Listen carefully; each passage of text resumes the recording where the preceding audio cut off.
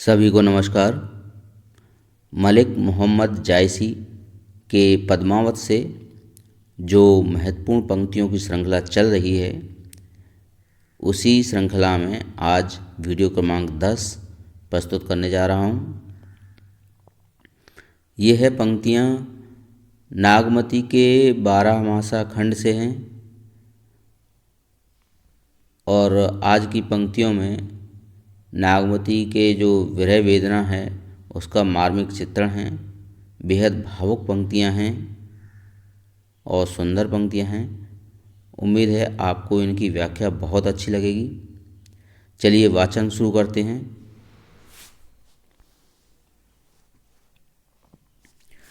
रोई गवाए 12 मासा, सहस सहस दुख एक एक सांसा। तिल तिल बरिख बरिख पर जाई, पहर जुग जुग न सेराई। सो नहीं आवे रूप मुरारी, जासों पव सोहाग सुनारी। सांझ भये झुर झुर पथ हेरा, कौन सी घड़ी करे पीऊ फेरा।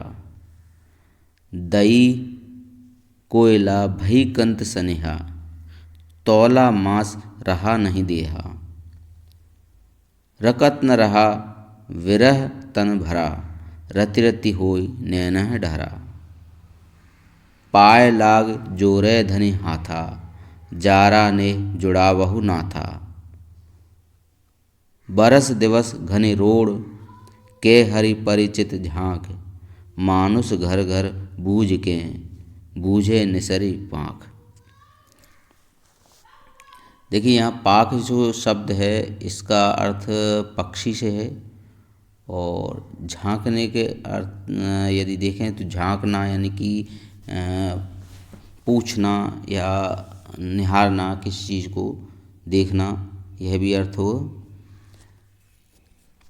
यहाँ लेकिन झांक से अर्थ हरि के संबंध में पूछने से है।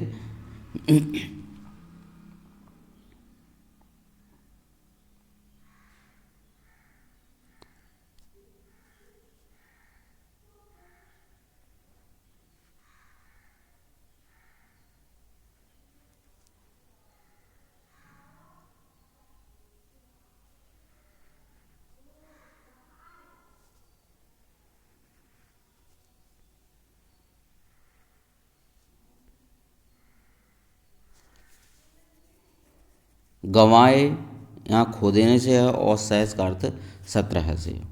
चलिए हम शुरू करते हैं इसकी व्याख्या। रोई गंवाए 12 मासा, सहस सहस दुख एक एक सांसा।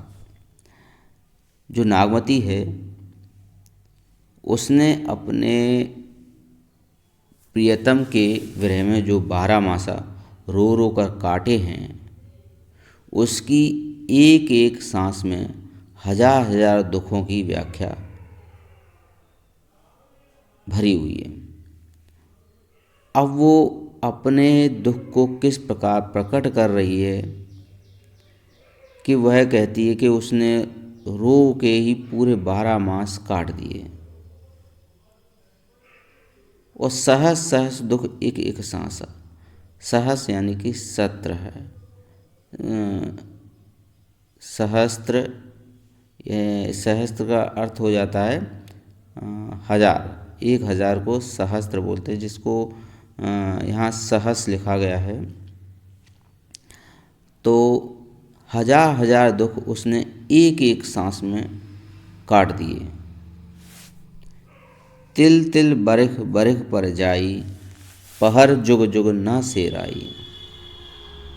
और उसका एक एक क्षण एक एक वर्ष के समान लंबा और दुखदाई बीता है।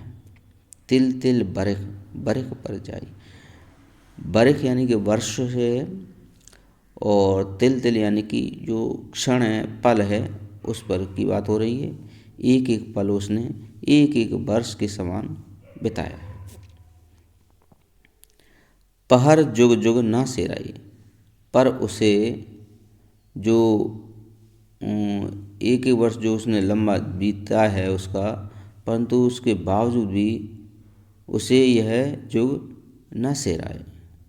उसे ये कुछ भी अच्छा नहीं लगा, एक भी क्षण उसे सुख का नहीं बीता। सो नहीं आवे रूप मुरारी, जासों पव सोहाग सुनारी। एक एक पल उसका जो एक एक साल के समान बीता है, परंतु कृष्ण के समान जो उसके रूप मुरारी है, यानी कृष्ण के रूप के समान, माफ कीजिए, मुरारी के रूप के समान जो उसके प्रियतम हैं,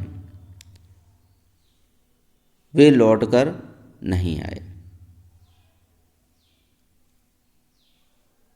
जासों पव सुहाग सुनारी, जिससे उसका सुहाग बना रहे, वे अभी तक नहीं आए। सांझ भये झुर झुर पथ हेरा, कौन सी घड़ी करें पीऊ फेरा। आगे क्या कहती है कि जो शाम का समय है, सांझ भये, जैसे ही सांझ हो जाती है यानी संध्या हो जाती है, वह प्रतिदिन पति की राह देखती है। पथ हेरा, प्रतिदिन वह अपने पति की राह देखती है। कौन सी घड़ी करें पीऊ फेरा, न जाने कौन सी घड़ी में वे लौट कर आ जाएं। उसे यह उम्मीद आज भी है कि शायद अब आ जाएं, अब आ जाएं, पता नहीं, मैं कहीं इधर उधर हो जाऊं, उस समय आ जाएं। तो वो सांझ होते ही पिए की अपनी राह देखने लगती है। दई कोयला भई कंत स्नेहा, तौला मास रहा नहीं देहा। और जो नागमती विरह के कारण बिल्कुल दुबली पतली हो गई है, अब उसके शरीर में किसी प्रकार की कोई रूप चमक या सौंदर्य नहीं रह गया। दई कोयला भई कंत स्नेहा, उसके अंदर तौला मांस नहीं रहा। जो देह है यानी कि उसका शरीर है, उस पर बिल्कुल मांस नहीं रह गया, अब वो अस्थि पंजर हो गई है। और उसका रूप सौंदर्य भी अब जाता रहा है। रकत न रहा विरह तन भरा, रकत न रहा विरह तन भरा, रति रति होई नैनन ढरा। रकत से अर्थ यहाँ रक्त से अर्थात खून से है। अब उसके शरीर में रक्त की एक बूंद नहीं बची है, और विरह के कारण जो तन उसका भरा था वह अब भरा न रहा। भरा हुआ तन उसका बिल्कुल अस्थि पंजर हो गया है, रक्त की कोई बूंद नहीं बची है, मांस उसमें बचा नहीं है, अर्थात वह बिल्कुल अस्थि पंजर हो गई है। और ये जो रक्त है, रति रति होई नैनन ढरा, और उसकी आँखों से होकर यानी आंसुओं के रूप में उसका सारा रक्त जो है वह सूख गया है। पाए लाग जोरे धनि हाथा, जारा ने जुड़ा बहु ना था। नागवती कहती है कि हे स्वामी, मैं तुम्हारे हाथ जोड़ती हूँ, तुम्हारे पैर पड़ती हूँ, मैं तुमसे प्रार्थना करती हूँ कि तुमने मेरे शरीर को जो विरह दिया है उसमें तुमने मुझे खूब जलाया। जारा ने जुड़ा बहु ना था, तुमने मुझे खूब जलाया विरह अग्नि में, अब आकर मेरे शरीर को शीतलता तो प्रदान करो। अगर तुम आ भर जाओ तो मुझे शीतलता प्राप्त हो जाए। जिस प्रकार वह विरह अग्नि में जल रही है, अपने शरीर को पूर्णतः नष्ट कर दिया है, अब वह अपने प्रियतम के हाथ पांव जोड़कर वे निवेदन कर रही है कि हे स्वामी, मेरे पास आ जाओ।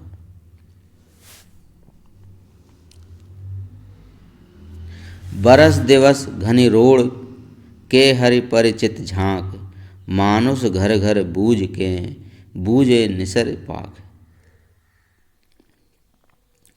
देखिए नागमती ने अपने घर में जा जाकर अपने पति का मतलब प्रत्येक घर में जा जाकर सबसे अपने पति का पता पूछ लिया। मानुष घर घर बूझ के, सबके घर तो जाकर पूछे। बरस दिवस घने रोड के हरि परिचित झांक। उसे तो कई बरस हो गए पथ देखते देखते, जे उसका रास्ता देखते देखते कि हरि कभी न कभी आएंगे।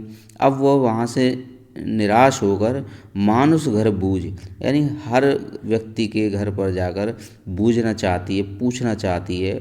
और जब वह पूछ पूछ के थक जाती है और वहाँ से निराशा मिलती है तो कै बूझे निसर पाक है। और अब वह निकली है, निसर यानी निकलना, अब वह निकल पड़ी है पक्षियों से पूछने के लिए कि आखिर उसके प्रियतम कहाँ हैं। मतलब देखिए वह प्रत्येक संध्या को जब अपने प्रीतम के लिए राह देख रही है, बावजूद उसके उसे चैन नहीं है। अब वह चाहती है कि प्रत्येक घर में पूछ ले। जब प्रत्येक घर में पूछ के भी उसे संतुष्टि नहीं मिली है, उसे सफलता नहीं मिली कि प्रीतम के बारे में कोई जानकारी मिली हो, तो वह अब पक्षियों से पूछने निकल पड़ी। आज की इस वीडियो में बस यहाँ तक ही। अगली वीडियो में फिर मिलेंगे। मुझे उम्मीद है कि आपको यह वीडियो पसंद आई होगी। देखिए आप लोगों को यदि वीडियो पसंद आती है तो कृपया करके कमेंट तो किया करें, मुझे भी हौसला मिलता है ना। और ये आपके सिलेबस से संबंधित पंक्तियां हैं, तो आपकी तैयारी के लिए भी काम आएगा। चलिए मिलते हैं अगली वीडियो में, तब तक के लिए नमस्कार।